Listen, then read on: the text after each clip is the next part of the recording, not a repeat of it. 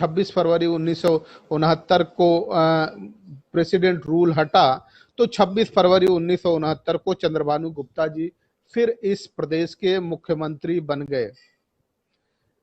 लेकिन 300 साल भर वो पूरा नहीं कर पाए, संभवतः 356 दिन वो मुख्यमंत्री रहे इस प्रदेश के। इसके बाद फिर चरण सिंह जी वापस आए और भारतीय क्रांति दल 225 दिन का उनका कार्यकाल रहा।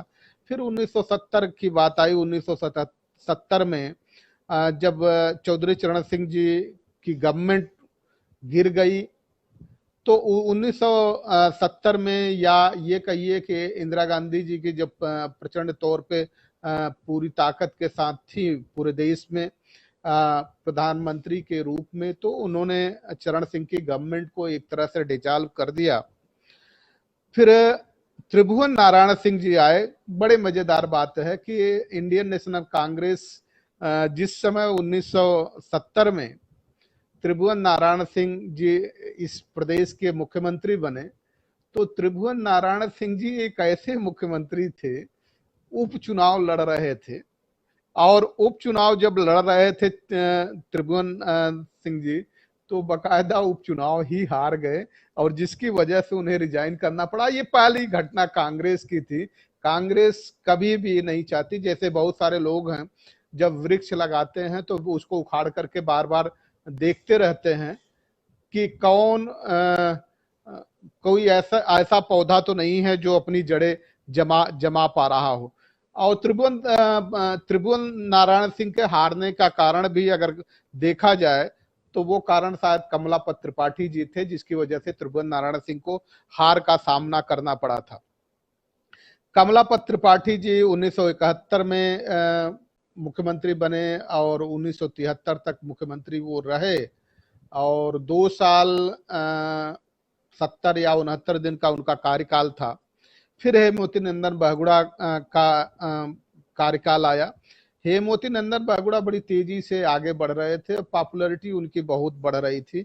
1973 से 1975 के बीच में करीब 2 साल 21 दिन के लिए वो मुख्यमंत्री रहे, क्योंकि उनकी पॉपुलैरिटी जितनी तेजी से बढ़ रही थी, वो पॉपुलैरिटी इंदिरा गांधी के लिए खतरे की घंटी थी, इसलिए उनको सैक कर दिया गया, मुख्यमंत्री से हटा दिया गया। फिर उसी समय कुमाऊनी एक ब्राह्मण एन डी तिवारी जी को लाया गया 1976 में, और 30 अप्रैल 1977, 1 साल 99 दिन के लिए रहे। और इसके बाद कई नाम उभर करके आए एन डी तिवारी के बाद कि किसको मुख्यमंत्री बनाया जाए। तो उस समय फाइनली चूंकि सीनियर मोस्ट के नाते राम नरेश यादव जी का नाम चूज किया गया, और राम नरेश यादव जी भी तकरीबन 1 साल 249 या 50 दिन राम नरेश जी मुख्यमंत्री रहे। बनारसी दास गुप्ता जी मुख्यमंत्री 1979 से 1980 तक रहे, 354 दिन के आसपास। फिर बीपी सिंह का प्रकरण आया, और बीपी सिंह का प्रकरण जब आया तो उन्हीं बीपी सिंह के ही कार्यकाल में बेहमई कांड हुआ, जिसकी वजह से बीपी सिंह को हटना पड़ा। फिर श्रीपति मिश्रा जी आए, और श्रीपति मिश्रा जी 1982 से 1984 तक चीफ मिनिस्टर रहे, करीब 2 साल तक, 2 साल 14-15 दिन का जो उनका कार्यकाल रहा होगा। और श्रीपति मिश्रा जी के बाद फिर वापसी हुई एन डी तिवारी की। एन डी तिवारी भी जब वापस आए तो 1 साल 50 या 52 दिन का उनका कार्यकाल रहा।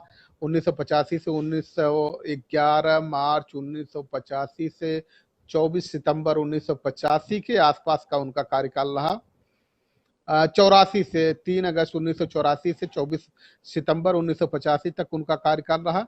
फिर आया वीर बहादुर जी का कार्यकाल, और वीर बहादुर जी के कार्यकाल में जिस तरह की स्थिति बनी 1985 से 1998 के बीच में 2 साल 274 दिन रहे, फिर एन डी तिवारी। और इसके बाद फिर मुलायम सिंह जी का आगमन हुआ 1989 में, 5 दिसंबर 1989 को, जब उस समय जो 10वीं विधानसभा का चुनाव था, उस समय मुलायम सिंह यादव जी मुख्यमंत्री हुए, जसवंत नगर से चुनाव जीत करके आए थे। और उनके जो प्रतिद्वंदी के रूप में थे अजीत सिंह थे, लेकिन अंत में जो लीडर माना गया लेजिस्लेटिव असेंबली का जो लीडर माना गया वो मुलायम सिंह यादव जी को माना गया। कल्याण सिंह जी चूंकि उस समय जो प्रकरण चल रहा था वो रथ यात्रा का प्रकरण था, तो धर्म की चाशनी में लपेट करके जिस तरह से राजनीति को परोसा गया, राजनीति को धर्म की चाशनी में परोसने की वजह से उस समय प्रचंड चूंकि राम लहर थी और उस राम लहर के नाम पे कल्याण सिंह जी यहाँ के मुख्यमंत्री बने। 24 जून 1991 को 224 सीटों के साथ Bharatiya Janata party absolute majority में आई और 165 दिन का उनका कार्यकाल रहा, क्योंकि 6 दिसंबर 1992 को बाबरी मस्जिद शहीद कर दी गई और उस शहादत में चूंकि अपनी सरकार बचाने के लिए कल्याण सिंह जी ने रिजाइन कर दिया कि इस सरकार को डिसॉल्व न किया जाए। लेकिन उस समय जिस तरह से पीवी नरसिंह राव जी प्रधानमंत्री थे और उस समय काफी मजबूती के साथ अर्जुन सिंह की काफी चलती थी। अर्जुन सिंह के लिए ये कहा जाता था कि पार्लियामेंट में जब उन्हें बोलना होता था तो किसी अनुमति की जरूरत नहीं होती थी और जब वो खड़े हो जाएं तो बोलने लगते थे। और उस समय अर्जुन सिंह के कहने पर केवल उत्तर प्रदेश की ही सरकार नहीं डिसॉल्व की गई, डिसॉल्व भैरों सिंह शेखावत की भी सरकार की गई थी जो राजस्थान की सरकार थी, हिमाचल प्रदेश की भी सरकार डिसॉल्व की गई थी, मध्य प्रदेश की सुंदरलाल पटवा की सरकार डिसॉल्व की गई थी। ये सरकारें उस समय डिसॉल्व कर दी गई थी कांग्रेस शासन काल में। जब इसके बाद यहीं से असली गेम शुरू हुआ जिसको बहुजन राजनीति कह सकते हैं और इस बहुजन राजनीति की धुरी बन करके 1984 में जब बहुजन समाज पार्टी का गठन हुआ तो बहुजन समाज पार्टी के गठन के बाद 1989 में बहुजन समाज पार्टी की अपनी उपस्थिति दर्ज होने लग गई और बहुजन समाज पार्टी ने जब चुनाव लड़ा था 1989 में तो 3 उनके मेंबर ऑफ पार्लियामेंट जीते थे। एक मायावती जी चुनाव जीती थी, दूसरे हरभजन लाखा चुनाव जीते थे और तीसरे चुनाव जीत करके आए थे रीवा से भीम सिंह पटेल जी चुनाव जीत करके आए थे। ये लोग 3 लोग पार्लियामेंट का चुनाव जीत करके आए थे और 13 विधानसभा में सीट आई थी इनकी। लेकिन जब कल्याण सिंह जी की गवर्नमेंट पूरी तरह से कल्याण सिंह की गवर्नमेंट जब डिसॉल्व कर दी गई, राष्ट्रपति शासन लागू हो गया तो 1993 में फिर चुनाव हुआ और उस चुनाव में 4 दिसंबर 1993 को जो गठबंधन की सरकार बनी, इसकी रूपरेखा यहीं से बहुजन राजनीति की शुरुआत हुई। और बहुजन राजनीति की शुरुआत होने की वजह ये थी कि जब ये पूरी एक तरह से धर्म की चाशनी में लपेट करके सियासत को जब परोसा जाने लगा तो उस समय राजनीति के एक धुरंधर खिलाड़ी राजनीति में उनका पदार्पण हो चुका था, जिन्हें मान्यवर कांसीराम जी के नाम से जानते थे। वो राजनीति की नस नस से पूरी तरफ वाकिफ थे। तब उन्होंने नारा बुलंद किया कि अगर धर्म पर विजय हासिल की जा सकती है, धर्म के अफीम लोगों को पिलाया जा रहा है उस पे अगर कोई विजय हासिल की जा सकती है तो धर्म के अफीम पे विजय हासिल करने के लिए जो लोगों के मूलभूत अधिकार हैं, उनको रिजर्वेशन का अधिकार है, नौकरियों में उनके प्रतिनिधित्व का अधिकार है, जो लोग बहुत लंबे समय से अधिकारों से वंचित किए गए हैं, अगर उनके प्रवंचना के शिकार हुए लोगों को अगर फ्रंट में लाया जाए तो निश्चित तौर पे इस धर्म की अफीम वाली सियासत को पूरी तरह से खारिज किया जा सकता है। अगर नहीं खारिज किया जा सकता तो कम से कम उस पर ब्रेक तो लगाया ही जा सकता है।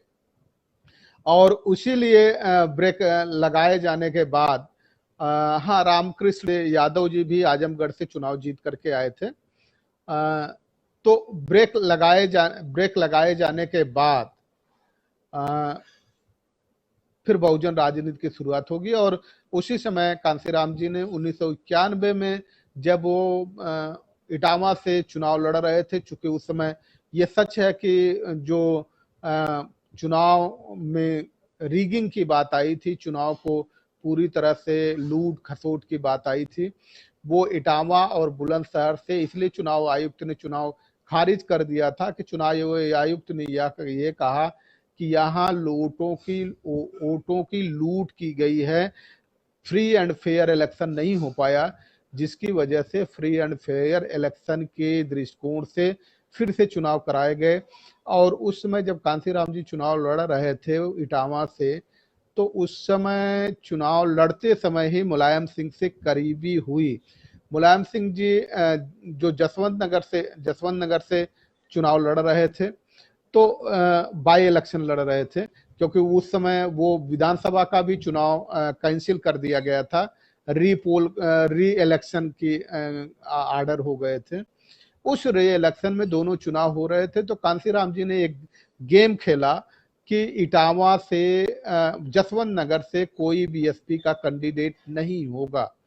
और उसकी वजह से जब हम लोगों ने भी बात की कि साहब ऐसा आप क्यों कर रहे हैं, तो उन्होंने कहा कि मैं एक टेस्ट करना चाहता हूं, मैं ये देखना चाहता हूं क्या वोटें ट्रांसफर हो सकती हैं या नहीं हो सकती हैं।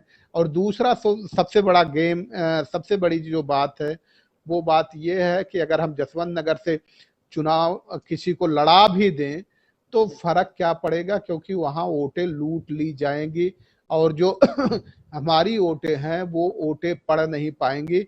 इसलिए हम एक टेस्ट करना चाहते हैं, वहां से अगर नहीं देंगे तो कम से कम जो वोटें लूटी जाती हैं, और खास तौर से उस समय जो बदनाम किया गया था, और सच में बदनाम किया गया था या झूठ में बदनाम किया गया था, वो सॉरी, वो अलग बात है। लेकिन ये कहा जाता था कि यादव सारे के सारे वोट वहां से कैप्चर कर लेते हैं, बूथ कैप्चरिंग करते हैं। इसलिए कांसीराम जी ने जसवंत नगर से चुनाव नहीं लड़ा। उसका परिणाम ये हुआ कि पूरे इटावा के पार्लियामेंट में फिर कहीं बूथ कैप्चरिंग नहीं हुई, और कांसीराम जी 12,000 समथिंग वोटों से, 17,000 समथिंग वोटों से कांसीराम जी चुनाव जीत गए। और उसी के बाद आधारशिला लिखी गई बहुजन समाज के राजनीति की, बहुजन समाज पार्टी नहीं बल्कि बहुजन समाज के राजनीति की आधारशिला लिखी गई। और 1993 के चुनाव से पहले, साल भर पहले, कांसीराम जी ने ये कहा कि मुलायम सिंह यादव चूंकि शूद्र है, बहुजन समाज का नेता है, और यहाँ ब्राह्मणवादी ताकतें उस बहुजन समाज के नेता को उभरने नहीं देना चाहती, अपने मार्ग का रोड़ा हटाना चाहती हैं।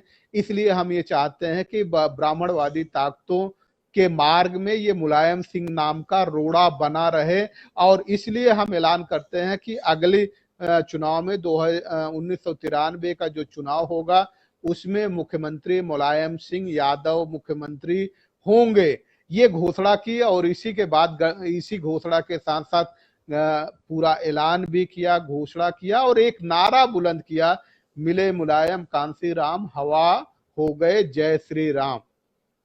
क्योंकि उस समय कांसीराम जी को कांसी मतलब काशी, राम मतलब अयोध्या, दो ये माना जाता था। कांसीराम जी को काशी और अयोध्या माना जाता था, और मुलायम सिंह जी को मथुरा माना जाता था। और ये तीन लड़ाइयां ही थी।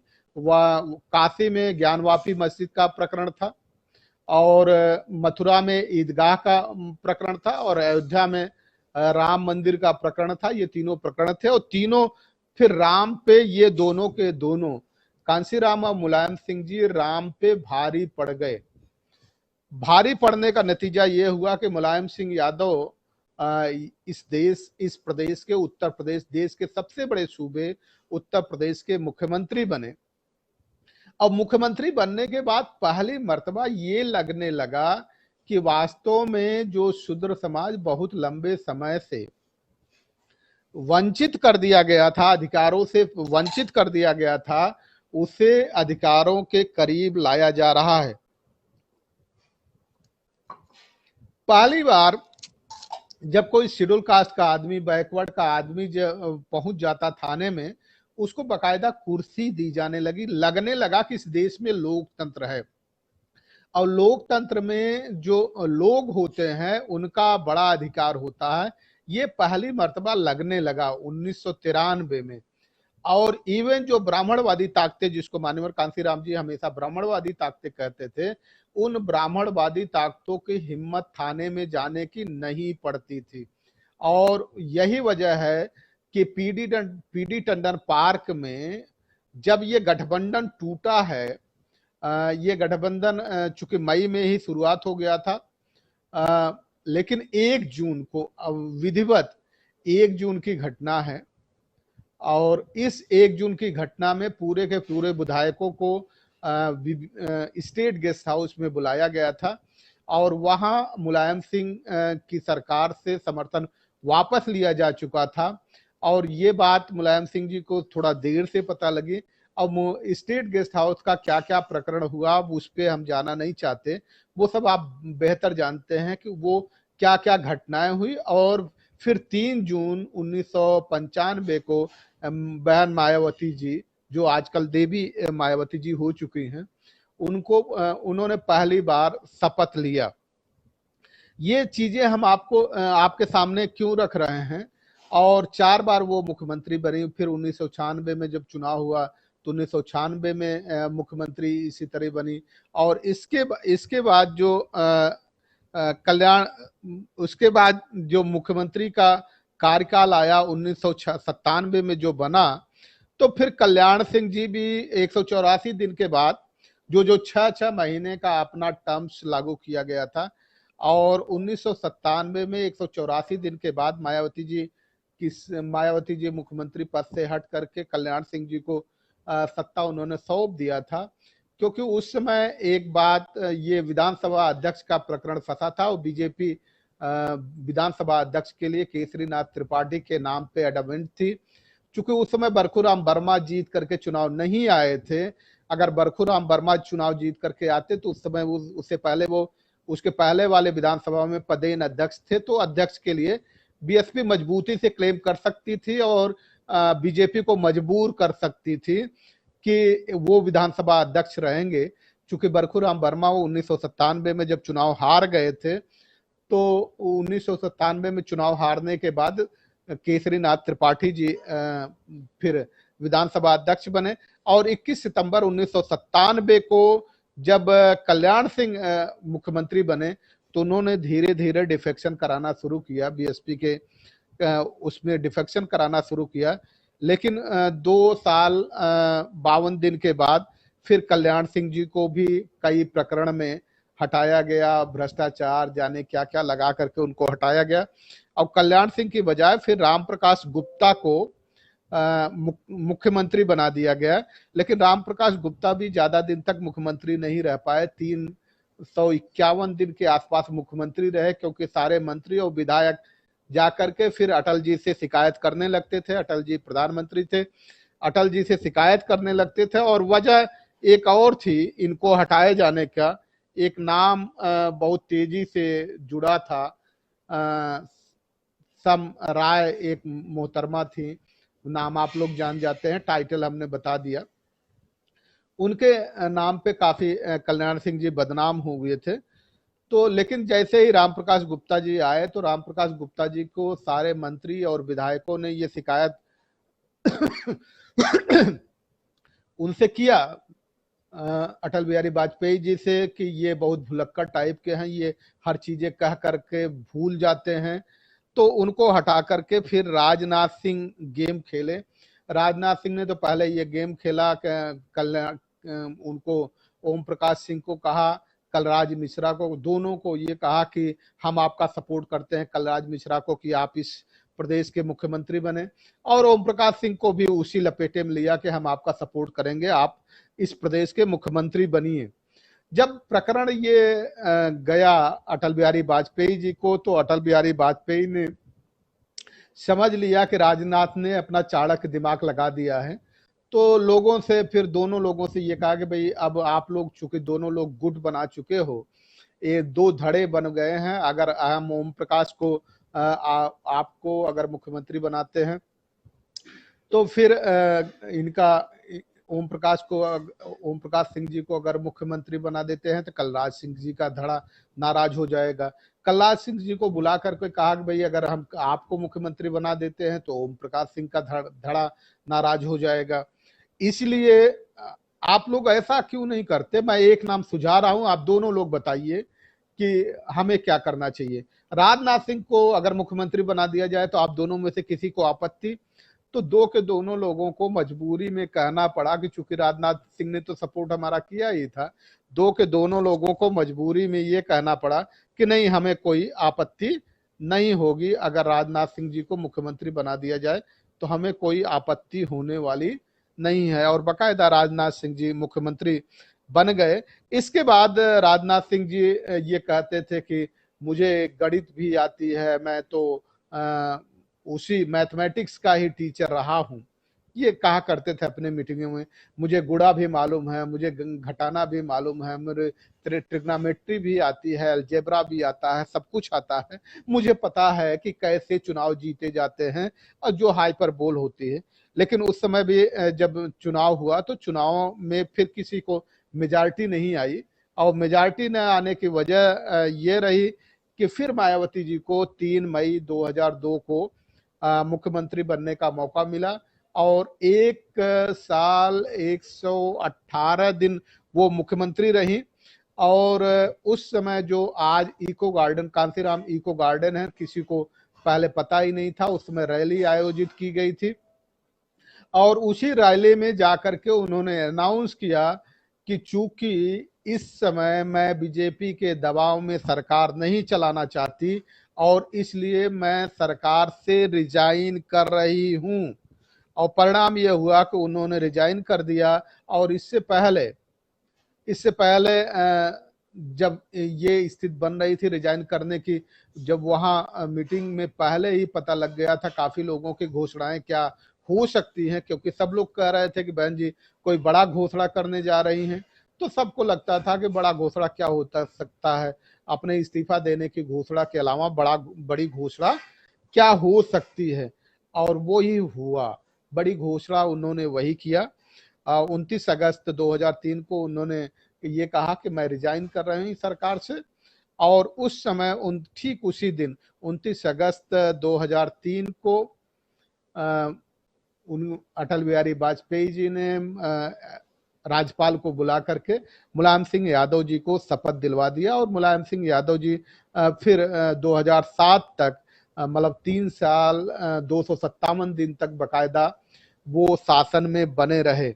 और अंत में जब चुनाव हुआ 2007 का, तो ये कहा गया कि उस समय 2003 से 2007 के बीच, अगस्त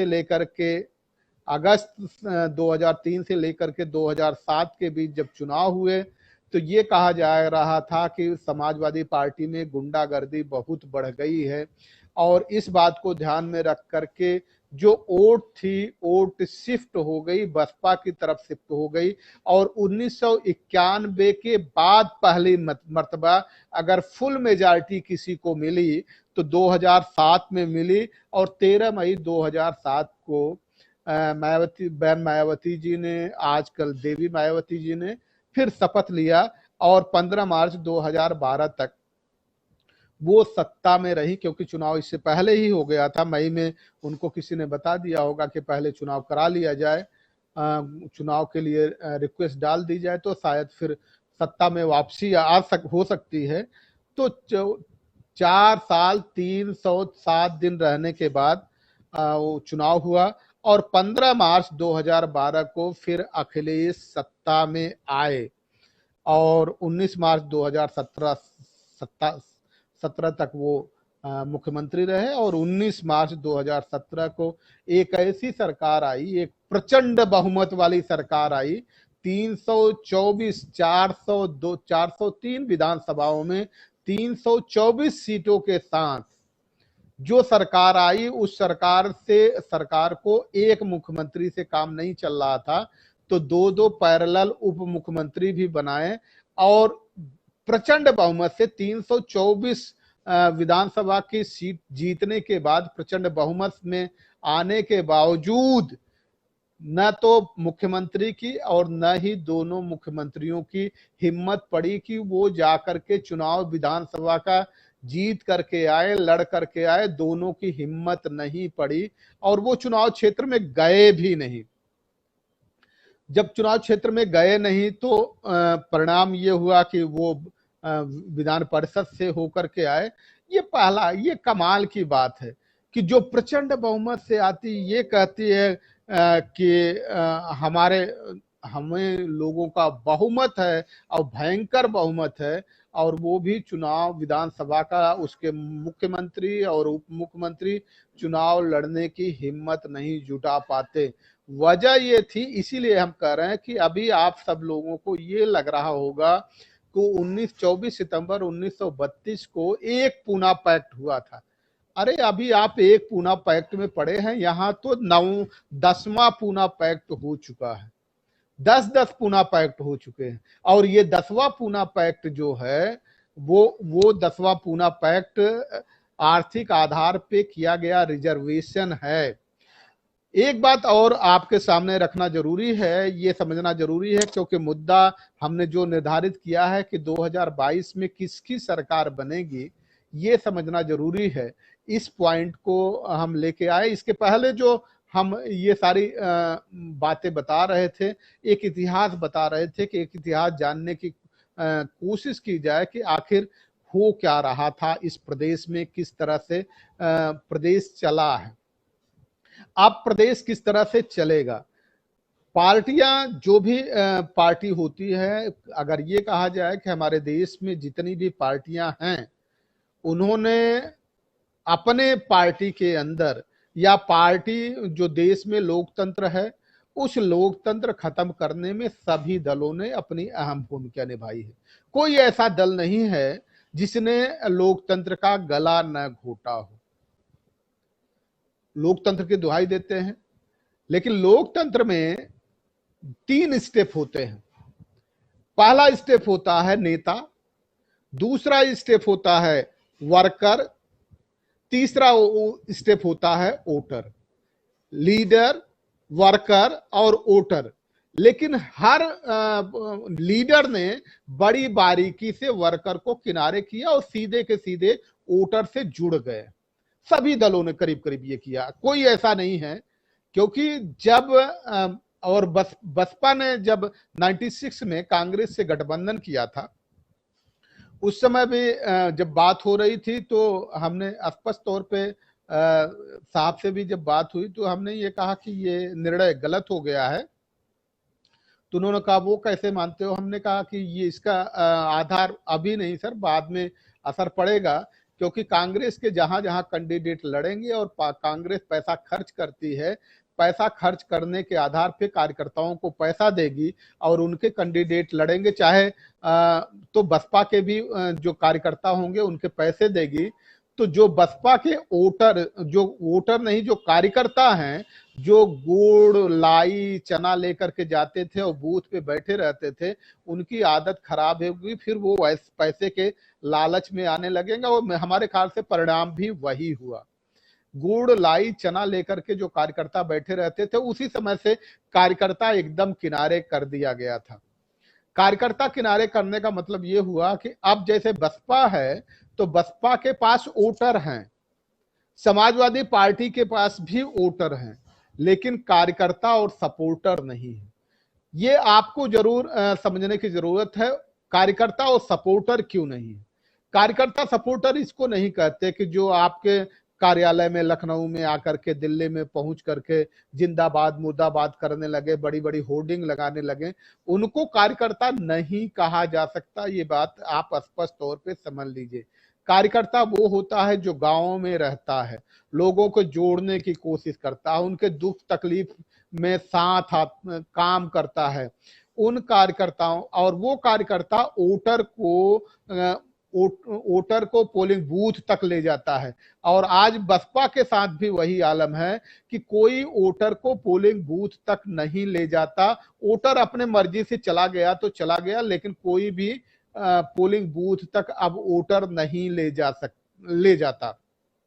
इसका मतलब कार्यकर्ता और सपोर्टर जो उनके वर्कर और सपोर्टर जो थे, कार्यकर्ता और समर्थक जो थे वो नहीं रहे, अब वोटर वोटर रह गए हैं। अब इसको समझने की जरूरत है। जब वोटर वोटर रहते हैं तो आपको ये देखना है कि वोटों की जो परसेंटेज है वो दिन प्रतिदिन आपके गिर क्यों रहे हैं।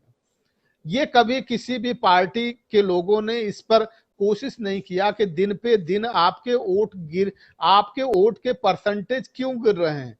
परसेंटेज आपके वोट के हमेशा तब तक गिरते रहेंगे जब तक आपके पास कार्यकर्ता और समर्थक नहीं होंगे।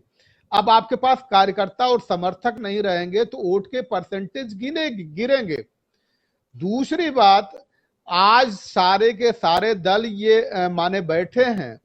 2017 में ऐसा लगता था कि देवी मायावती जी, उसी समय उन्होंने अपने आप को देवी घोषित भी किया था, कि देवी मायावती जी को ये लगता था कि अब मेरा लोग मुझे देवी मानने लगे गए, तो देवी को कौन हरा सकता है, हमारी सरकार तो प्रचंड बहुमत से बनेगी।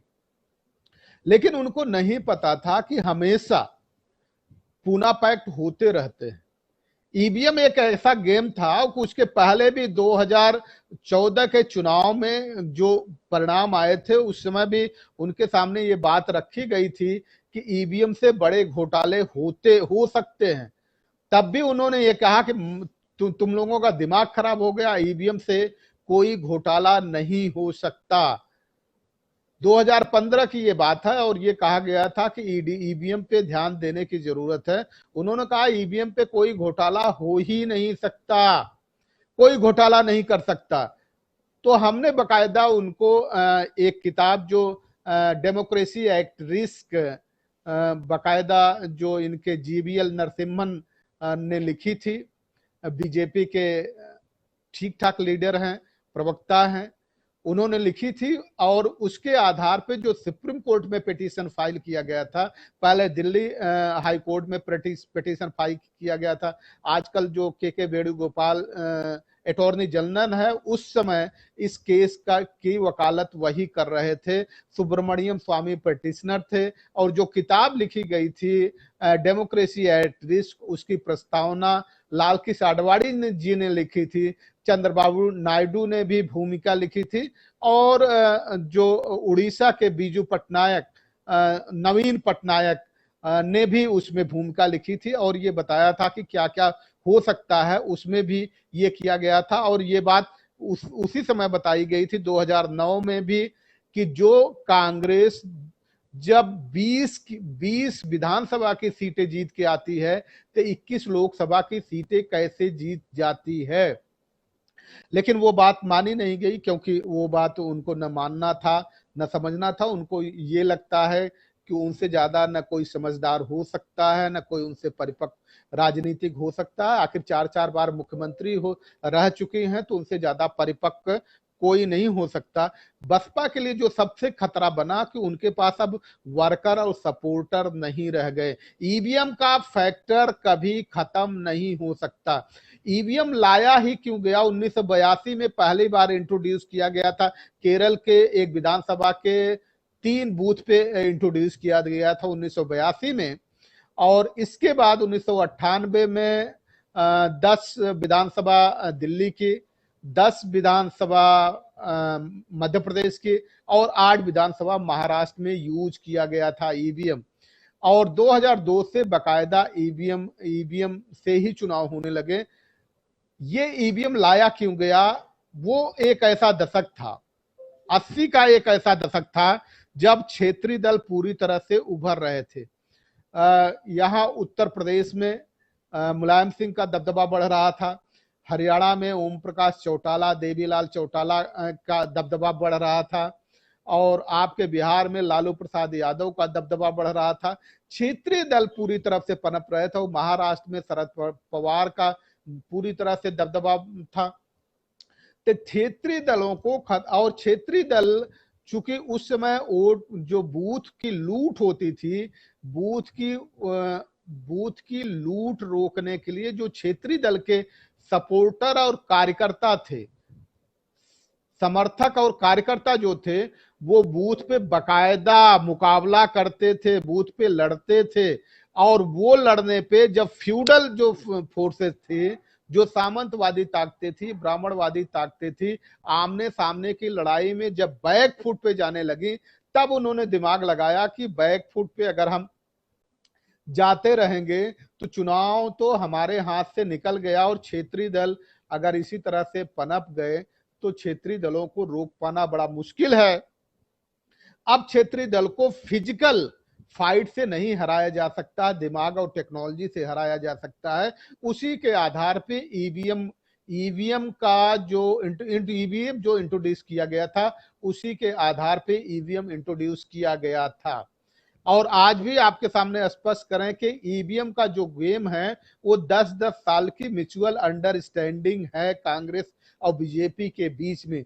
2004 में कांग्रेस ने ईवीएम हैक किया, 2009 में कांग्रेस ने ईवीएम हैक किया। ये मैं नहीं कह रहा हूं, ये बकायदा सुप्रीम कोर्ट में ये बात हो गई है। और आपको नवीन चावला जो उस समय चीफ इलेक्शन कमिश्नर थे, उस समय उन्होंने दावा किया कि कोई भी ईवीएम हैक करके दिखा दे तो मैं मान लूंगा। और उस समय हरि प्रसाद जो टेक्निकल व्यक्ति थे आंध्रा के, वो आए और देखते ही ईवीएम को देखते ही हरि प्रसाद ने ये कह दिया कि चावला साहब मुझे बुलाने की जरूरत ही नहीं थी, हम तो अपने किसी असिस्टेंट को भेज देते तो भी ये ईवीएम हैक कर देता। और नवीन चावला इतना सुनते ही ईवीएम उठा करके ले करके चले गए और बंद कर दिया, फिर उसको डेमोन्स्ट्रेशन का मौका नहीं दिया।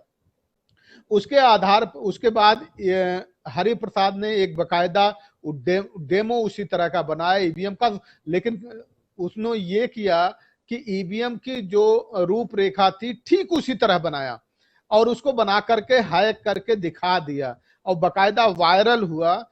तो परिणाम क्या हुआ, कांग्रेस की सरकार ने, नवीन चावला ने इंटेलेक्चुअल प्रॉपर्टी राइट के तहत कि ईवीएम का जो डिजाइन किया गया है वो डिजाइन ईवीएम का भारत इलेक्ट्रॉनिक लिमिटेड का अपना इलेक्ट्रॉनिक कॉर्पोरेशन ऑफ इंडिया और भारत इलेक्ट्रॉनिक लिमिटेड दो ही ईवीएम बनाती हैं हमारे यहाँ, सिर्फ जापान से आता है। ये दोनों का कॉपीराइट है, उस कॉपीराइट को, इंटेलेक्चुअल प्रॉपर्टी राइट को आपने चोरी किया है और हरि प्रसाद को जेल में डाल दिया गया।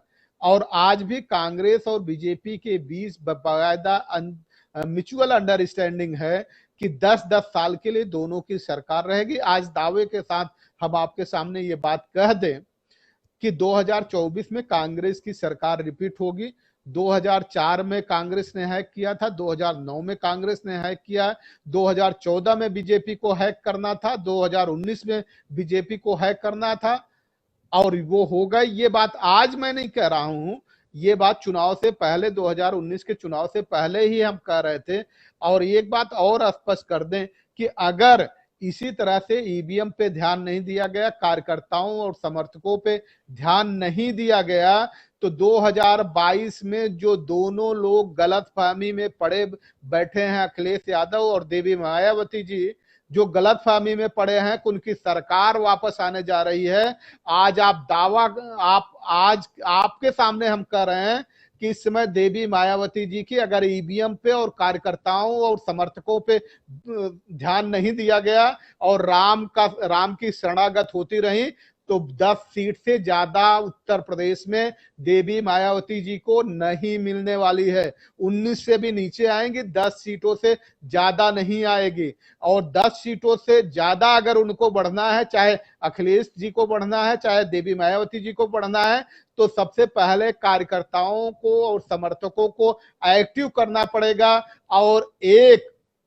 उस एक्टिव करने के पीछे जो स्ट्रेटजी अपनानी पड़ेगी, पहले तो राम का चक्कर छोड़ो। राम ने हमेशा सत्यानाश मारा है, जिसने अपने नाम के आगे राम लगा लिया, राम नाम के पीछे राम लगा दिया, उसका तो सत्यानाश मार दिया। और तुम राम के चक्कर में, आप लोग राम के चक्कर में पड़ोगे तो आपका भी सत्यानाश होना और भयंकर तरीके से सत्यानाश होना है।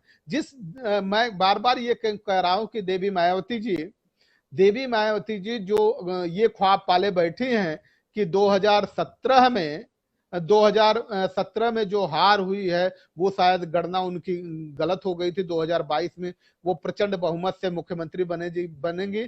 कल्पना बंद कर दीजिए। या तो उन्होंने ये मान लिया है कि ये इस समय जो 2022 का चुनाव होगा, उस 2022 के चुनाव में एब्सोल्यूट मेजॉरिटी किसी की नहीं आएगी, हमारी 100 सीटों के आसपास सीटें आ जाएगी तो बीजेपी हमें मुख्यमंत्री बना देगी। गलतफहमी छोड़ दीजिए, 100 सीटें नहीं, 10 सीटें आपकी आ सकती है, 9 भी हो सकती, 10 का 11 नहीं हो सकता, ये आप मान लीजिए। जिस तरह से आप अगर राम के पीछे पड़े रहेंगे, आर्थिक आधार पर रिजर्वेशन का समर्थन करती रहेंगे, 3 तलाक का समर्थन करती रहेंगी और भाजपा के हर कदम का समर्थन करती रहेंगी, तो 10 सीटें से ऊपर आने वाली आपकी नहीं है। ये पहली बार हमने देखा कि राजनीतिक लोग, अभी तो हम समझते थे कि बहुत चतुर होते हैं, अब पहली बार समझ में आया कि राजनीतिक लोग चतुर नहीं, मूर्ख भी बहुत होते हैं। मूर्खता की वजह यह है कि पहली बार हमें देखने में नजर आ रहा है कि अगर आपके पास आपका मूलधन बचा रहेगा तभी तो आप ब्याज कमा सकते हो, और मूलधन ही अगर नहीं बचा रहा तो ब्याज कैसे कमा पाओगे। और दोनों पॉलिटिशियंस जो हैं, हम इसीलिए इनको कह रहे हैं कि ये शब्द कहते हुए हमें भी अजीब सा लग रहा है कि ये मूर्खाधिराज हैं दोनों पॉलिटिशियन। अरे आपका मूलधन शेड्यूल कास्ट है, आपका मूलधन बैकवर्ड है, आपका मूलधन माइनॉरिटी है, आपका मूलधन राम नहीं है, आपका मूलधन परशुराम नहीं है। और ब्राह्मण आपको तब तक वोट नहीं दे सकता जब तक उसे ये न लगने लग जाए कि भाजपा सत्ता में नहीं आ पाएगी, कांग्रेस सत्ता में नहीं आ पाएगी।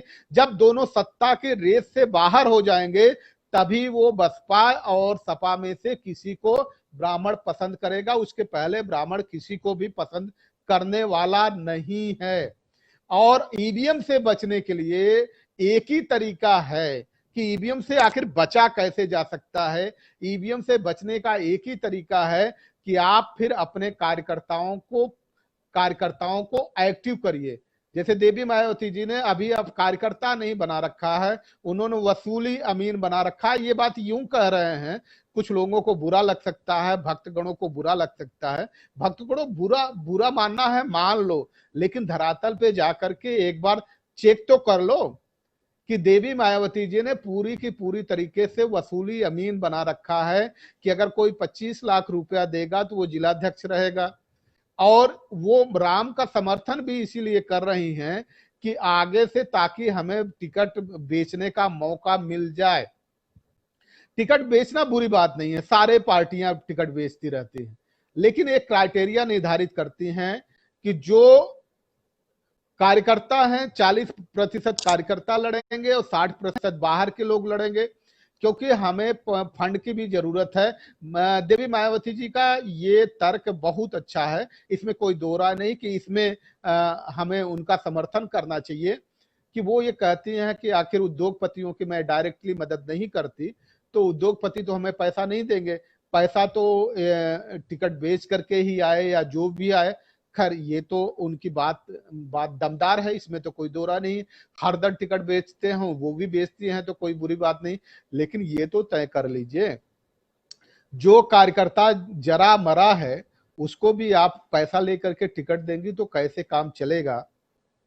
जब तक बहुजन समाज तब तक नहीं तैयार हो सकता जब तक बहुजन समाज का एक मोची का बेटा जब तक पार्लियामेंट में न पहुंच जाए, कपड़ा प्रेस करने वाले का बेटा जब तक पार्लियामेंट में न पहुंच जाए, वास्तविक तौर पे भैंस का दूध निकाल करके बेचने वाला जब तक यादव का बेटा पार्लियामेंट में न पहुंच जाए, खेती में काम बैलों के पीछे चलने वाला कुर्मी का बेटा जब तक पार्लियामेंट में न पहुंच जाए, तंबोली की दुकान खोल करके पान लगाने वाले का बेटा तंबोली जब तक पार्लियामेंट में न पहुंच जाए, और इसी तरह से जो अपने तो लकड़ी का काम, लोहे का काम करके लोहार का बेटा जो अपना जीवन पालन कर रहे हैं, जब तक उसका बेटा पार्लियामेंट में न पहुंच जाए तो बहुजन समाज की कल्पना, माननीय कांसी राम जी की कल्पना, बाबा साहब डॉक्टर अंबेडकर की कल्पना धूल धूसरित हो रही है। तो कम से कम यहां तो तय कर लीजिए कि ठीक है 60% आप टिकट बेचिए, और 40% जो वर्कर्स हैं उनको एडजस्ट करने की कोशिश करिए। लेकिन अभी हम बात कर रहे थे कि ईवीएम को कैसे कंट्रोल किया जा सकता है, तो क्योंकि आप सुप्रीम कोर्ट में जाएंगे तो सुप्रीम कोर्ट भी आजकल मेरे ख्याल से ब्राह्मण कोर्ट ही हो गया है, हाई कोर्ट भी ब्राह्मण कोर्ट ही हो गया है। वहां तो कुछ सुनवाई होती नहीं। हमें लगता है कि पहले लोग थाने जाते हुए डरते थे, अब तो सुप्रीम कोर्ट में जाते हुए डरते हैं, क्योंकि पहले तो थानेदार पीटने लगता था, अब तो सुप्रीम कोर्ट में भी इस तरह की बातें होने लगी कि तुम्हारी इतनी हिम्मत हो गई है कि अगर सुप्रीम कोर्ट को कोई निर्णय दे दिया है तो आप फिर अपील करने चले आए। मतलब अब तो वहां भी धमकियां मिलने लग गई, अपील करने आ गए, इतनी गुस्ताखी किए हो तो लो 1-1 लाख रुपए की पेनाल्टी लगा देते हैं। अरे भाई, सुप्रीम कोर्ट तो इसीलिए होता है कि जो अगर संतुष्ट नहीं है लोग तो अपील कर सकते हैं, अपील होते रहे हैं। लेकिन अगर सुप्रीम कोर्ट में भी थानेदार जैसा डंडा लेकर के लोग बैठने लगेंगे तो मेरे ख्याल से लगता है कि वो भी ब्राह्मण कोर्ट ही हो गया है, ब्राह्मण कोर्ट से न्याय मिलना मुश्किल है। और जो आपके सुनील जी हैं, वो जो चीफ इलेक्शन कमिश्नर है, वो कभी सुन के देने वाले नहीं हैं। अब जब आलम यह है कि आप अंदाजा लगा दीजिए, अंदाजा लगा लीजिए कि इस समय जो स्थिति है कोर्ट पे, इसमें कोई दो राय नहीं कि अगर आप नियम कानून का अनुपालन करते हैं तो नियम कानून का अनुपालन करना कोई बुरी बात नहीं है। लेकिन अब ये बात हम कह रहे थे कि किस तरह से ईवीएम को कंट्रोल किया जा सकता है। ईवीएम को कंट्रोल करने के लिए कार्यकर्ताओं को, समर्थकों को एक्टिव करना होगा और जो वसूली अमीन है उनको इनएक्टिव करना होगा। ये एक्टिव होकर के एफिडेविट बनवाएं और एफिडेविट में सबसे उस पर सिग्नेचर कराएं कि भाई ईवीएम से पारदर्शी चुनाव नहीं हो पा रहे हैं, आप ईवीएम से चुनाव कराने के पक्ष में हैं कि नहीं हैं। उससे दो चीजें आपके सामने उभर करके आएंगी। उससे ये उभर करके आ जाएगा कि एक तो कौन कौन आपके समर्थक हैं, कौन कौन आपके वोटर हैं, कौन कौन समर्थक नहीं हैं। उस बीच में पता लग जाएगा, जब आप सिग्नेचर कराने जाएंगे तो ये पता लग जाएगा कौन आपके समर्थक हैं, कौन आपके वोटर हैं, कौन नहीं है। और नहीं तो इसी तरह से गलतफहमी में पड़े रहेंगे। और दूसरा ये फायदा होगा कि अगर एफिडेविट बन गया, एफिडेविट बनने के बाद अगर मान लीजिए हमारे उत्तर प्रदेश में 14 करोड़ के आसपास जो वोटर हैं, 15-16 करोड़ के आसपास वोटर हैं, और उस 15 करोड़ वोटर में से तकरीबन 8 करोड़ 9 करोड़ वोटर्स ने अगर ये लिख करके दे दिया कि ईवीएम से पारदर्शी चुनाव नहीं हो सकता, तो शायद इस गवर्नमेंट की मजबूरी होगी वो देखने की कि जब इतने लोग लिख करके दे रहे हैं तो गवर्नमेंट की मजबूरी होगी, इतने लोगों की बात को इनकार नहीं किया जा सकता, ईवीएम बंद करने पे विचार किया जा सकता है। और जब तक ईवीएम बंद नहीं होगा तब तक ये काम आगे नहीं बढ़ सकता है। और जिस तरह से 2 अप्रैल की जो घटना थी, आप सभी जान रहे थे, आप सभी जानते हैं कि 2 अप्रैल की जो घटना हुई थी 2019 में, जो डाइल्यूट किया गया था, शेड्यूल कास्ट शेड्यूल ट्राइब के ऊपर एट्रोसिटीज एक्ट को, जो 1989 में ये बना था।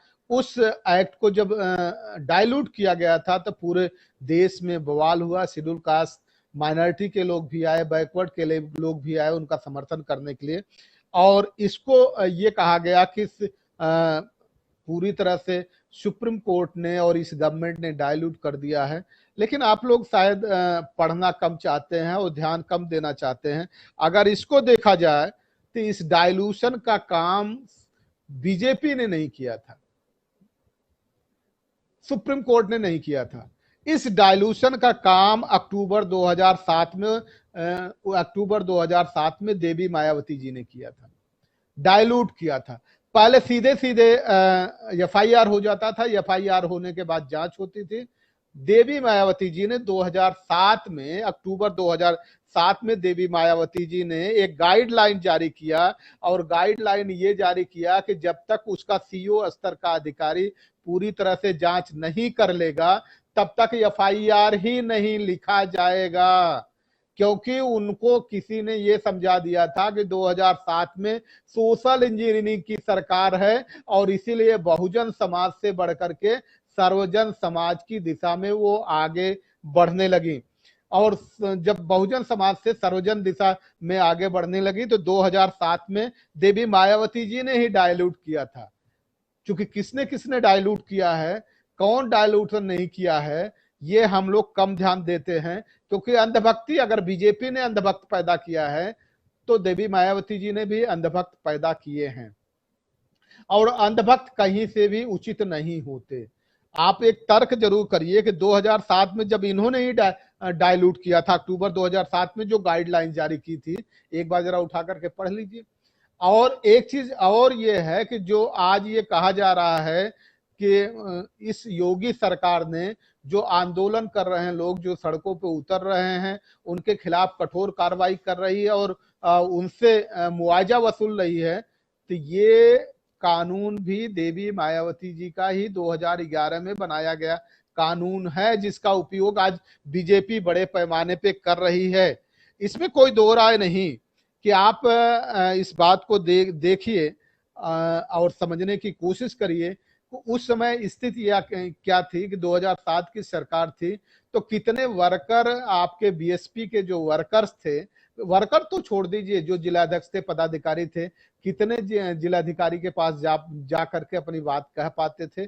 और अगर जिलाधिकारी शशांक शेखर से संबंधित है ज्यादातर जो रहते थे, और शशांक वो कह देते थे कि मैं बहन जी से बात कर लूं, तो जिलाध्यक्ष तो ऐसे भागता था जैसे घोड़े के पीछे लाल मिर्च डाल दीजिए, भागता है उसी तरह से जिलाध्यक्ष भागता था। बहरहाल ये सारी चीजें हैं। अगर आपको 2022 के चुनाव में वास्तव में कोई परिवर्तन करना है, इस प्रदेश में परिवर्तन लाना है, तो ये भूल जाइए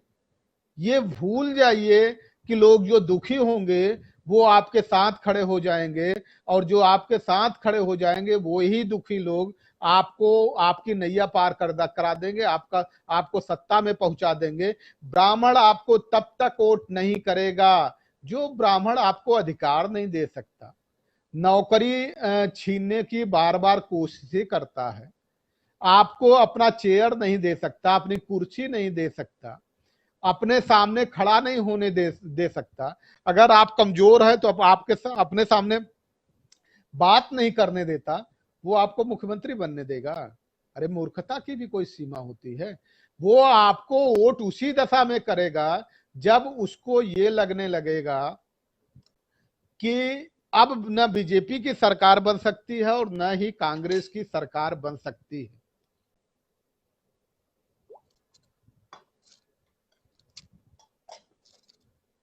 जब किसी की सरकार नहीं बन सकती, तभी वो तीसरे नंबर पे अगर किसी को प्रेफर करेगा, तो तीसरे नंबर पे निश्चित तौर पे देवी मायावती जी को प्रेफर करता है। वजह उसकी है कि वहां उसका उसी तरह बोलबाला रहता है जैसे बीजेपी में रहता है, जैसे कांग्रेस में रहता है। सिर्फ मुख्यमंत्री उसका नहीं रहता, बाकी सारा का सारा बोलबाल रहता है, और समाजवादी पार्टी में उतना बोलबाला नहीं रहता। इसलिए चौथे नंबर पे अगर कोई प्रेफर करेगा तो ब्राह्मण चौथे नंबर पे प्रेफर करेगा समाजवादी पार्टी को। लेकिन ये तब आएगी स्थिति जब आप ईवीएम का ये गेम बजा देंगे, और जब तक ईवीएम का गेम नहीं बजाएंगे तब तक आपका गेम बजता रहेगा। आज इसको नोट करके रख लीजिए कि अगर ईवीएम के खिलाफ आंदोलन नहीं चलाया गया, आंदोलित लोगों को नहीं किया गया, कार्यकर्ता और समर्थकों को एक्टिव नहीं किया गया, एफिडेविट पे सिग्नेचर नहीं कराए गए, तो समाजवादी पार्टी 25 से 50 सीटों पर रह जाएगी, उससे आगे नहीं बढ़ पाएगी।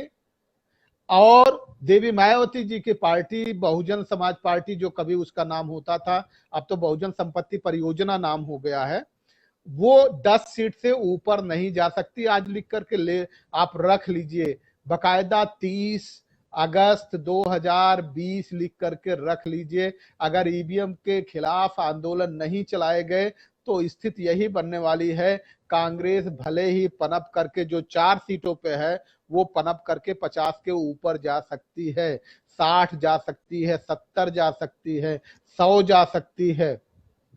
लेकिन इन दोनों का आलम यही होगा, अगर अपनी जो मूल धरोहर है, मूल पूंजी जो है, जब तक मूल पूंजी को आपकी मूल पूंजी शेड्यूल कास्ट है, आपकी मूल पूंजी बैकवर्ड है, आपकी मूल पूंजी मुस्लिम है। और इस समय इन दलों के लोगों को, चूंकि ये सुप्रीमो हो जाते हैं, लोकतंत्र इनके यहाँ है नहीं, सुप्रीमो हो जाते हैं, तो सुप्रीमो के नाते इनका अहंकार टकराता रहता है। अगर वास्तव में अपना अहंकार छोड़ करके इस प्रदेश का भला चाहते हैं तो सभी दलों को इकट्ठा होना चाहिए और इकट्ठे होकर के एक आम सहमति बनानी चाहिए, कॉमन मिनिमम प्रोग्राम बना करके आगे बढ़ना चाहिए। और ये जो जबरदस्ती का ईगो है, उस ईगो को छोड़िए, तब निश्चित तौर पे भाजपा को हराया जा सकता है। उसके पहले ये राजनीति अब दूसरे तरीके से चली गई, वो राजनीति नहीं रह गई है जो अटल बिहारी वाजपेयी की भाजपा नहीं रह गई है। अब भाजपा भाजपा मोदी और अमित शाह की हो गई है, जो कुछ भी कर सकते हैं, कुछ भी कर सकते हैं सत्ता में पहुंचने के लिए। उनके लिए नैतिकता के लिए कोई स्थान नहीं है, वो नैतिकता का समर्थन नहीं करते हैं। वो कुछ भी कर सकते हैं और आपके सामने ये बात नजर भी आ रही है। तो इस समय डॉक्टर अंबेडकर, और फिर इस बात को हम दोहराएंगे कि दो ही लोग इस देश में वोट दे सकते हैं, दो ही नाम इस देश में वोट के लिए पर्याप्त है। पहला नाम है राम, दूसरा नाम है डॉक्टर अंबेडकर। राम को हराने के लिए जो पिछड़ों के अधिकार हैं, उनके रिप्रेजेंटेशन है, प्रोपोर्शनेट रिप्रेजेंटेशन है, आनुपातिक प्रतिनिधित्व की बात करिए, शेड्यूल कास्ट के आनुपातिक प्रतिनिधित्व की बात करिए, मुस्लिम के आनुपातिक प्रतिनिधित्व के बात करिए, उनके अधिकारों की बात करिए, उनके जॉब की बात करिए, उनकी सिक्योरिटी की बात करिए, उनके सत्ता में भागीदारी की बात करिए। अब ये मत कहिए कि मस्जिद बचानी है, क्या बचानी है। और अभी तक मुस्लिम ने भी, शेड्यूल कास्ट बैकवर्ड ने तो मतलब अपने आप को गुमराह किया ही है, मुस्लिम ने भी इसीलिए गुमराह किया है कि वो सत्ता में डायरेक्ट आने की कोशिश नहीं किया है। एक बात और हम आपसे कह रहे हैं कि डायरेक्ट अगर सत्ता में आने की कोशिश किया होता और खुद उस दिशा में आगे बढ़ा होता तो आज उत्तर प्रदेश की धरती पे करीब 22% के आसपास उनकी आबादी है। और कुछ नहीं, तो केवल अगर वो शेड्यूल कास्ट से जो जनगणना के मुताबिक करीब 25% आबादी है, जबकि आप भी जानते हैं कि शेड्यूल कास्ट की पॉपुलेशन बढ़ रही, मुस्लिम की पॉपुलेशन बढ़ रही, तो 30% के आसपास आबादी है।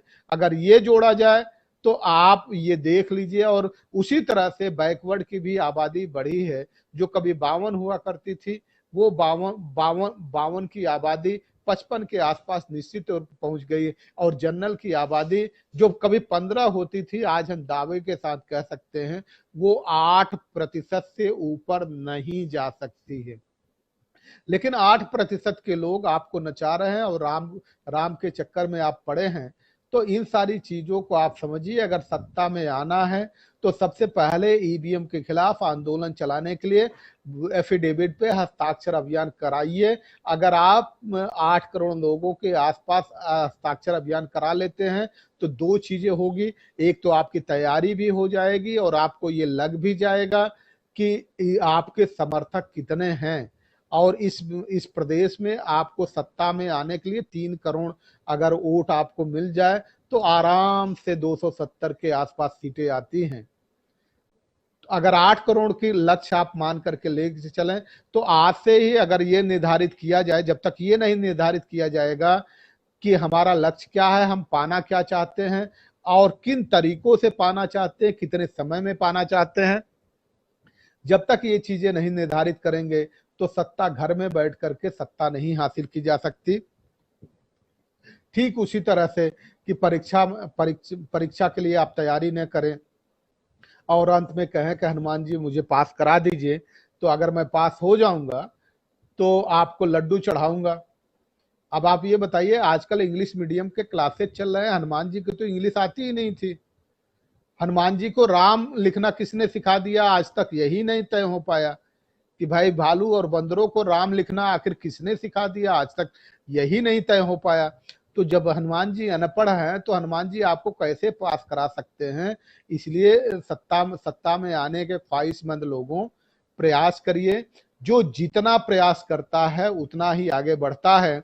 एक नाम हम आपके सामने लेकर के आएंगे और उस नाम को ले आपके सामने लेकर के आने की जरूरत इस है कि कैरोली एक नाम के व्यक्ति थे, जर्मन सिपाही थे, और वो जब 1938 की बात थी, 1938 ओलंपिक में शूटर थे, उन्होंने भाग लिया था, तो उस समय वो मेडल वगैरह नहीं जीत पाए। लेकिन 1938 के बाद जब वो आए तो उन्होंने ये सोचा कि भाई हम तैयारी करते हैं, 1942 में हम जीतेंगे। लेकिन उस समय दूसरे विश्व युद्ध का खतरा था, तो वो ओलंपिक नहीं हुआ। और उसी के बाद 45 में भी नहीं हुआ। 48 में जब हुआ तो उसके पहले जब वो मिलिट्री में थे, मिलिट्री में एक घटना हुई कि जब वो एक युद्ध में थे और एक बम आया उनके दाहिने हाथ पे गिरा, और दाहिने हाथ पे जैसे ही वो बम गिरा तो दाहिना हाथ उनका उड़ गया, तो वो बाएं हाथ से प्रैक्टिस करने लगे। और जब 1948 में वो उपस्थित हुए ओलंपिक में, तो उनके साथियों ने ये कहा कि कैरोली, मैं तुम्हारे हिम्मत की दाद देता हूं, तुम्हारे हिम्मत की मैं दाद देता हूं कि तुम हम लोगों का हौसला बढ़ाने यहां आ गए। कैरोली ने ये कहा कि शराब, मैं यहाँ तुम्हारा हौसला बढ़ाने नहीं आया हूं, मैं तुम्हें चुनौती देने आया हूं, क्योंकि गोल्ड पे मेरा ही अधिकार है। और अंत में जब प्रतियोगिता हुई तो कैरोली को ही गोल्ड मिला। 48 में भी गोल्ड मिला, 52 में भी गोल्ड मिला। तो इसका मतलब यह है कि कैरोली रेगुलर लेफ्ट हैंड से प्रैक्टिस करते रहे। और हमारे सत्ता में आने वाले सपा, बसपा, प्रसपा और आरएलडी के जितने भी लोग हैं, अगर आप चाहते हैं कि सत्ता में आना है तो सबसे पहले, अब चूंकि ईवीएम का गेम होने लगा है, या तो ईवीएम को हटाइए तो ठीक है, इसमें से कोई ना कोई जीत सकता है। और जब तक ईवीएम का गेम नहीं हटाएंगे तब तक आपको इकट्ठा होना होगा, क्योंकि ईवीएम में ये बताया गया है कि जो डेमोक्रेसी एट रिस्क, और उसके बाद जो टेक्नोलॉजी हमने पढ़ी है, उस टेक्नोलॉजी के आधार पे 30% की मार्जिन हो सकती है। और अगर 30% के मार्जिन से बचना है और वास्तव में बीजेपी को हराना है तो बीजेपी के वोट परसेंटेज को कम से कम 15% पे लाना पड़ेगा। और 15% पे अगर आपने ला दिया और उन्होंने 30% वेरिएशन भी किया अगर ईवीएम से, तो 15 या 45 करीब 20% के आसपास जाकर के वो टिक जाएंगे। लेकिन अभी जो उनकी क्षमता है वो 27% के आसपास की क्षमता है, और 27 में अगर उन्होंने 30% किया तो आप ये समझिए 27 का फिर 34-35% पे वो पहुंच जाएंगे, फिर आप उनको हरा नहीं सकते हैं। इसको ध्यान में रखिए। सबसे पहले ईवीएम का विरोध हो जाए, ईवीएम बैन हो जाए, तो आपको हरा पाना बड़ा मुश्किल है। ईवीएम का जिस दिन बैन हो जाएगा बीजेपी आपको नहीं हरा सकती है। और दूसरा, कार्यकर्ताओं और समर्थकों को एक्टिव करिए। उन्हें जो खुशामद करने आ जाते हैं शहरों में, झंडा लगा करके, बैनर लगा के, बड़ी बड़ी होर्डिंग लगा करके, इन खुशामद करने वाले लोगों से बचिए। ये वोट नहीं दिलाते हैं। हो सकता है आपका प्रचार कर दे, साइकोफेंसी में आ जाए, आपको तेल लगाते रहें, लेकिन ये आपको वोट नहीं दिला सकते। वोट तो वही गांव का कार्यकर्ता दिला सकता है, गांव का समर्थक दिला सकता है। तो वहां जो देवी मायावती जी ने जो वसूली अमीन रखा है, वो वसूली अमीनों को बदलिए। अगर वास्तव में सत्ता में आना है तो वसूली अमीनियों को बदलिए, समर्थक और कार्यकर्ता लेके आइए, तो निश्चित तौर पे सत्ता के करीब आप पहुंच सकते हैं, सत्ता में जा सकते हैं। और आपको सोशल इंजीनियरिंग ने 2007 में एब्सोल्यूट मेजॉरिटी नहीं दिया था, बल्कि ब्राह्मणों ने अगर आपको सपोर्ट किया था तो इसलिए सपोर्ट किया था कि समाजवादी पार्टी के गुंडागर्दी से वो परेशान थे। बीजेपी लड़ाई में थी नहीं, कांग्रेस लड़ाई में थी नहीं, तब उन्होंने आपको इसलिए सपोर्ट किया था कि आपको सत्ता में ला करके जो सपा के गुंडे हैं उनको ठीक किया जाए। वो आपको सत्ता में इसलिए नहीं लाए थे कि आप वास्तव में सत्ता में आकर के वो काम कर सके, बल्कि यूज करने के लिए आए थे। और आपको याद होगा अटल बिहारी वाजपेयी ने क्या कहा था पीडी टंडन पार्क में। मैं इसी बात से खत्म करूंगा कि पीडी टंडन पार्क में अटल बिहारी वाजपेयी ने कहा था कि मेरे जूते में कांटे की तरह ये दोनों नाम चुभ रहे थे। कांशीराम, मुलायम सिंह, ये दोनों नाम चुभ रहे थे। कांटा कहां? जूते में, जूते का कांटा। ऐसा नहीं कि पैदल चल रहे, नंगे पांव चल रहे, वहां का कांटा, जूते का कांटा। ये स्तर समझ लो। राजनीति करने वाले लोगों, आप कहां खड़े हो ये स्तर आप समझ लो। अपने जूते के कांटे की तरह चुभ रहे थे, इसलिए मुलायम सिंह जैसे कांटे को निकालने के लिए हमने मायावती नाम के एक कांटे को उठाया और मुलायम सिंह के कांटे को निकाला, और दोनों कांटों को इतनी दूर फेंक दिया है कि अब ये दोनों कांटे आपस में नहीं मिल सकते। और 2019 में आप मिले भी चुनाव लड़ने के लिए, तो चूंकि आपको और दो के दोनों लोगों को ये पता था कि देवी होने के नाते कोई चढ़ावा चढ़ा जाएगा, और उनको तो बबुआ जी आपने बता ही दिया था। बबुआ जी ने कहा कि बुआ जी इतनी परिपक्व हैं तो बुआ जी तो चुनाव जिता ही देंगी। बुआ जी को मुख्य प्रधानमंत्री बनना था, बुआ जी घर से निकली नहीं।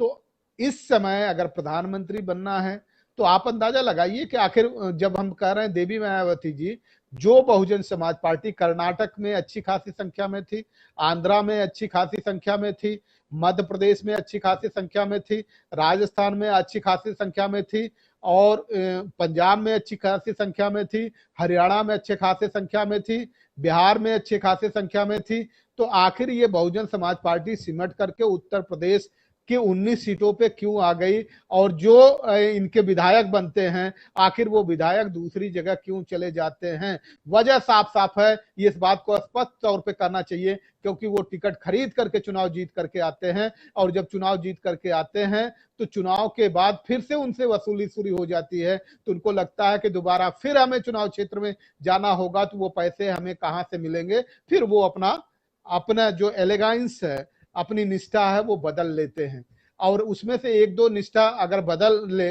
बाकी सब आपके साथ रहे, तब ये माना जाएगा कि हो सकता है वो निष्ठा, वो लोग बिक गए हैं, बिकने वाले लोग हैं। तो इसीलिए कहते हैं कि साथियों, ये बाबा साहब डॉक्टर अंबेडकर को तो छोड़ दीजिए, माननीय कांशीराम जी को याद करिए कि माननीय कांशीराम जी ही कहा करते थे कि जिस समाज में बिकने वाले लोग पैदा होते रहेंगे, उस समाज में बिकने वाला नेता पैदा होता रहेगा। तो एक बार जरूर तय करिए, कहीं ये दोनों बिकने वाले नेता नहीं हैं। अगर बिकने वाले नेता हैं तो इनको टिकने वाला नेता आपको बनाना है, और अगर ये टिकट बेच करके किसी को भेजे तो उनको हरा करके भेजिए, तो निश्चित तौर पे वसूली अमीनी बंद होगी, और तब इस देश में लोकतंत्र बहाल हो पाएगा। जब तक मोची का बेटा पार्लियामेंट में नहीं पहुंचेगा, कपड़ा प्रेस करने वाले का बेटा पार्लियामेंट में नहीं पहुंचेगा, भैंस चराने वाले का बेटा पार्लियामेंट में नहीं पहुंचेगा, भेड़ चराने वाले का बेटा पार्लियामेंट में नहीं पहुंचेगा, हल लगाने वाले का बेटा पार्लियामेंट में नहीं पहुंचेगा, सीवर में सफाई करने वाले का बेटा पार्लियामेंट में नहीं पहुंचेगा, और लकड़ी का काम करने वाले, लोहे का काम करने वाले लोगों का बेटा पार्लियामेंट में नहीं पहुंचेगा। तब तक लोकतंत्र का कोई मतलब नहीं रह जाता। डॉक्टर अंबेडकर के नाम लेने का कोई मतलब नहीं रह जाता, कांशीराम जी का नाम लेने का कोई मतलब नहीं रह जाता, और लोहिया का नाम लेने का कोई मतलब नहीं रह जाता। कैसे कैसे लोग हैं, जो व्यक्ति अपने लिए वोट भी नहीं ले पाता था, और उस व्यक्ति को उसके नाम पर जनेश्वर मिश्रा पार्क, जो अपने लिए एक वोट नहीं ले पाया, उसके नाम पे जनेश्वर मिश्रा पार्क, दूसरा नाम ही नहीं मिला उनको, दूसरा नाम ही नहीं मिला। अरे मुलायम सिंह ही पार्क कह देते तो कौन सी बुराई हो जाती, मधुलिमय पार्क कह देते तो कौन सी बुराई हो जाती। तमाम ऐसे नेता थे जिनके नाम पे रख सकते थे, बिंदेश्वर प्रसाद मंडल के नाम पे पार्क का नामकरण कर देते तो कौन सी बुराई हो जाती, जनाधार बढ़ता। लेकिन फिर वही बात आ जाती है कि बगैर उसके चलेंगे नहीं। जब नहीं चलेंगे तो कल्पना भूल जाइए। आज भी फिर एक बार हम रिपीट कर रहे हैं कि अगर इसी तरह ब्राह्मणों, परशुराम और राम के चक्कर में पड़े रहें तो समाजवादी पार्टी 25 से 50 सीटों के बीच में रहेगी, और देवी मायावती जी की पार्टी 10 सीट से ऊपर नहीं बढ़ पाएगी, और कांग्रेस इंक्रीज कर सकती है। बीजेपी को सत्ता से हटा पाना बड़ा मुश्किल होगा, और इस देश का सत्यानाश करने, प्रदेश का सत्यानाश करने में उनसे ज्यादा इनका काम होगा। जो विरोध नहीं कर पा रहे हैं उनके खिलाफ लड़ाई लड़ेंगे। आपको लगता है कि उनके खिलाफ लड़ाई लड़ेंगे? इसलिए साथियों आप सभी इस पर विचार करिए। ये आप हमारे साथ जुड़ने के लिए आप सभी का बहुत बहुत धन्यवाद। सभी को नमस्कार, सत श्री अकाल, सब्बा खैर, नमो बुद्धाय, जय भीम।